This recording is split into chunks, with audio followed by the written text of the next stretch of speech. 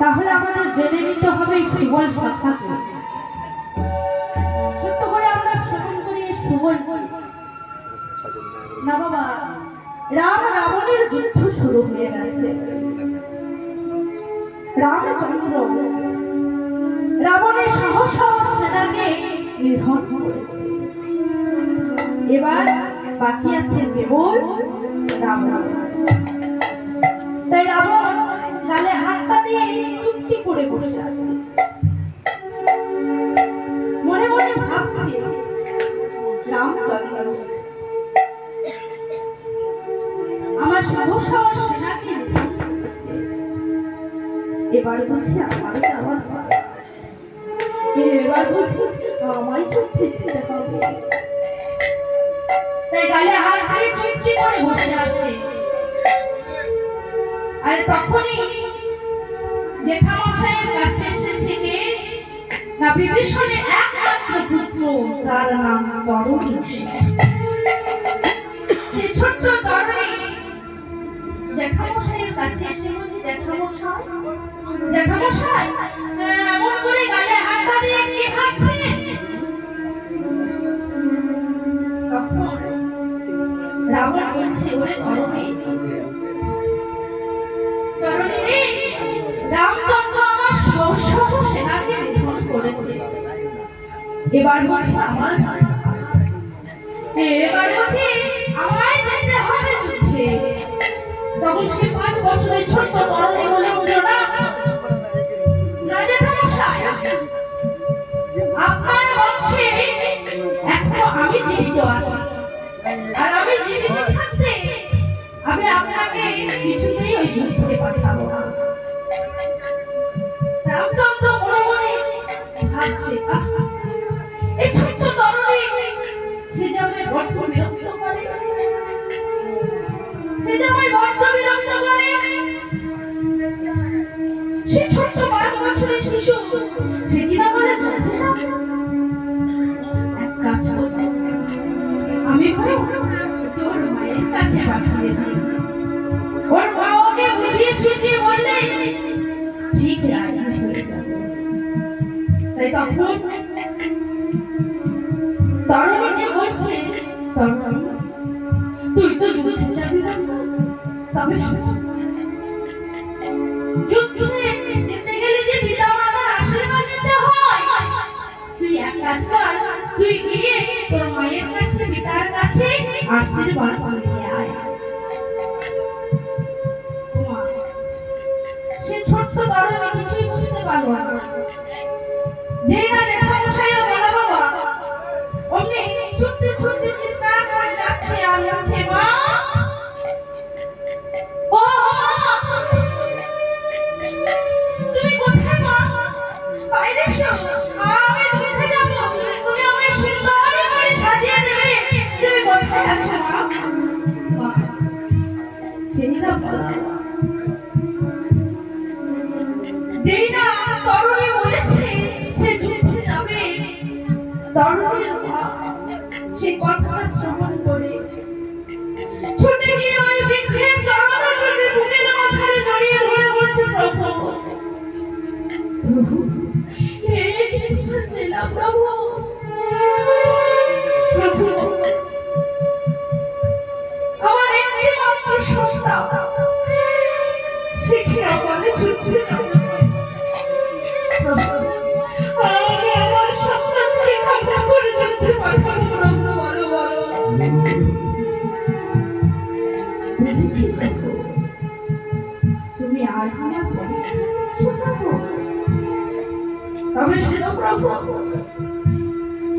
তুমি যখন আজ আমার পরীক্ষা দিচ্ছ, আজ আমি আমার সন্তানকে যুদ্ধে পাঠাবো, কেন জানো? কারণ আমি শুনেছি বংশে কেউ যদি একজন রাম ভক্ত তার নাকি এই চিত্রপুরুষ উদ্ধার করেছে। প্রভু আমি আমার সন্তানকে তোমার চরণে আমার তরণীকে তুমি তোমার ওই চরণে ছাড়া করো না। আর সে ছোট্ট তরুণীর মাকে বলছো, মা মা, আমি যুদ্ধে যাবো, আমাকে তুমি সুন্দর করে সাজিয়ে দাও। ও বাবা, তরুণীর মা বলছে, তরুণী সাজিয়ে দেবো বাবা, আজ আমি তোকে সুন্দর করে সাজিয়ে। তাই তরুণীর মা তরুণীকে সুন্দর করে সাজিয়ে দিল এবং আরো কি বলল না, চন্দন দিয়ে তরুণীর সর্বরঙ্গে রাম রাম রাম। এবার বলছে, তরুণী চলে যা। ছোট্ট তরুণী বলে উঠল, মা, জ্যাঠামশাই বলেছে পিতা মাতার আশীর্বাদের বিনা নাকি যুদ্ধে জয়লাভ করা যায় না, তাই তুমি আমায় আশীর্বাদ করবে। তরুণী, আমি তোকে আশীর্বাদ করবো তো বাবা, আশীর্বাদ করবো। ওরে তোকে বলি এই আশীর্বাদ, তুই যেন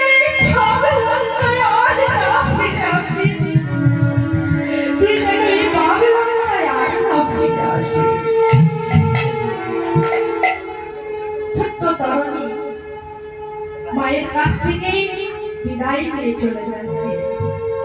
জননী, আমি চলে যাই। জননী জন্মভূমি জন্মভূমিশ্চ সর্বরূপী গরিষ্যতি গরিষ্যতি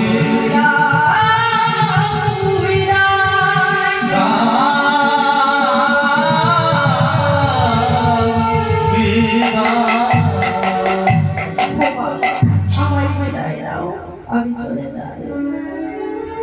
তাই ছোট্ট তরুণী যেই না কিছুটা দূরে গেছে, অমনি চিৎকার করে তার মা বলে উঠল, তরুণী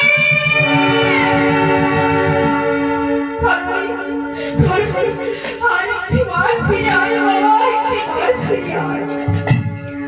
আমি তোকে একটু আমার হৃদয়ে মাঝারি ছড়িয়ে দিই। তরুণী মায়ের কাছে ফিরে এসেছে। আর তরুণীর মা কি করলো বাবা না, তরুণীকে হৃদয়ে মাঝারি জড়িয়ে ধরে সর্বময় চুম্বন করে তরুণীকে আজ বিদায় দিল। তরুণী এবার যুদ্ধে যাচ্ছে আর বলতে বলতে যাচ্ছে, কই রাম, কোথায় রাম, এই দেখো আমি যুদ্ধ করবো, কই রাম, কোথায় রাম। আর এদিকে বাবা রামচন্দ্র বিভীষণকে জিজ্ঞাসা করছে, বিভীষণ, ওই দেখো ওই করে একটা ছোট শিশু আসছে, দেখো তো তুমি ওকে চিনতে পারো কিনা। বিভীষণ মনে মনে ভাবছে, প্রভু প্রভু আজ তুমি আমার পরীক্ষা নিচ্ছ প্রভু। প্রভু তুমি তো জানো, তুমি তো অন্তর্যামী প্রভু, তুমি কি জানো না যে তরুণী আমার সন্তান? তাও তুমি আমায় জিজ্ঞাসা করছো কে আসছে? তবে শোনো প্রভু, আজ আমি কিছুতেই ধরা দেব না যে ওই তরুণী আমার সন্তান। তাই বিভীষণ বলছে, প্রভু আমি চিনতে পারছি না, প্রভু আমি চিনতে পারছি না। রামচন্দ্র আবারও বলছে, বিভীষণ ভালো করে দেখো তুমি চিনতে পারো কিনা। না প্রভু, না না আমি চিনতে পারছি না, তুমি যুদ্ধ করো। প্রভু শত্রু যতই ছোট হোক না কেন তাকে কোনোদিন ছেড়ে দেবে, তুমি যুদ্ধ করো। আর এদিকে বাবা তরুণীর মনে পড়ে গেল মায়ের কথা। মা যে আমায় বলেছিল রামচন্দ্র নাকি ভগবান, তার চরণে তুই পুষ্প বাণ নিক্ষেপ করবি। তাই তরুণী কি করলো বাবা না, একটি বাণ নিক্ষেপ করলো, পুষ্প বাণ। আর যেই না পুষ্প বাণ নিক্ষেপ করেছে, সে বাণটি আকাশে উড়ে গিয়ে গোবিন্দের চরণে গিয়ে পড়েছে। যেই না চরণে পড়েছে, ওকে আবারও জিজ্ঞাসা করছে, বিভীষণ ভালো করেছে কে বলে? প্রভু আমি চিনতে পারছি না, তুমি যুদ্ধ করো। যেই না বাবা রামচন্দ্র একটি বাণ নিক্ষেপ করেছে, বাণ গিয়ে বাবা সেই তরুণীর অঙ্গ ছেদন করতে পারবে না। সে বাণ ফিরে এসে গোবিন্দের চরণে আছাড় খেয়ে পড়ল। কেন? তার কারণ হচ্ছে না তরুণীর অঙ্গে যে ওই সর্ব অঙ্গে যে রাম নাম লেখা।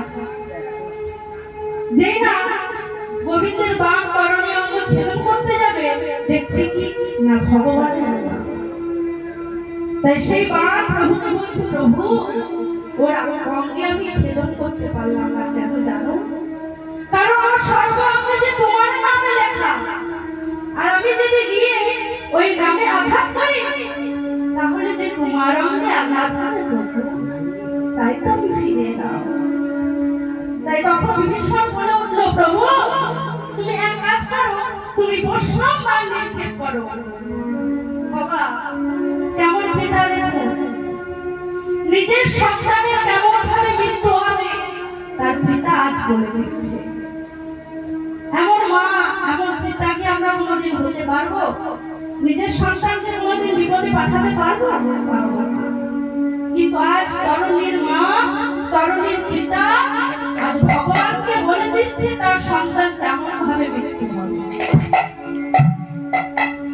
তাই যেই না বলেছে গোবিন্দ একটি বৈষ্ণব বাণ নিক্ষেপ করেছে, আর একটি বৈষ্ণব বাণ নিক্ষেপ করেছে, যেই না সেই বাণ গিয়ে তরুণীর অঙ্গ ছেদন করে ধরাতলে লুটিয়ে পড়ল। যেই না ধরাতলে লুটিয়ে পড়েছে তখন বিষ্ণু ছুটে গিয়ে সেই কাকা বলল,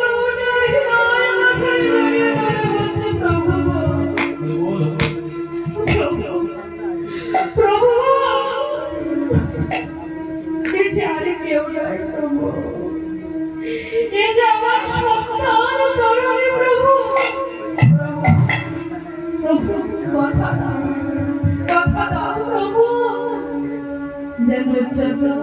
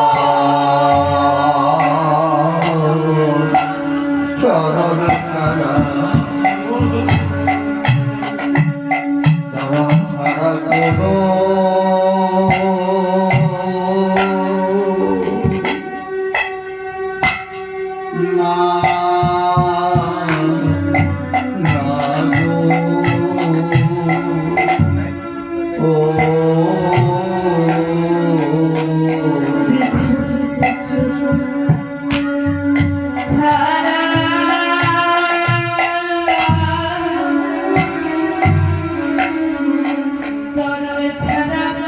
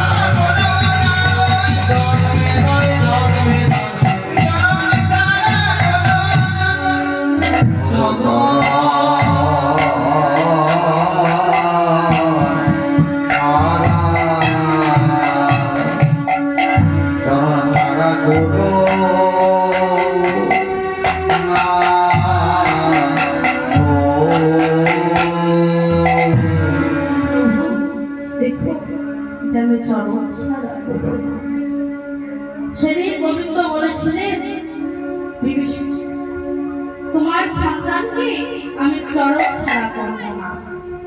শুধু এ যুগে কেন, প্রতিটা যুগে যুগে তোমার তরণে আমার বড় সখা হয়ে জন্ম নেবে। তাই তো এই সুবল সখা হয়ে জন্মগ্রহণ করেছিলেন সেই তরণে। তাই যেই না সুবলের বদন দর্শন করেছে, অমনি প্রেমময়ীর ভাবে মনে পড়েছে। আর যেই না প্রেমময়ীর ভাব মনে পড়েছে, অমনি কানাই কি করলো না সুবলকে সঙ্গে লয়ে রাধাকুণ্ডের তীরে বসে শোভা দর্শন করছে। আরে আরে বাবা, শ্রীমতী রাধারানী একটি চম্পক ফুলের মালা গেঁথে তার সখী বিদ্যেকে বলছে, ওরে বিদ্যে বিদ্যে,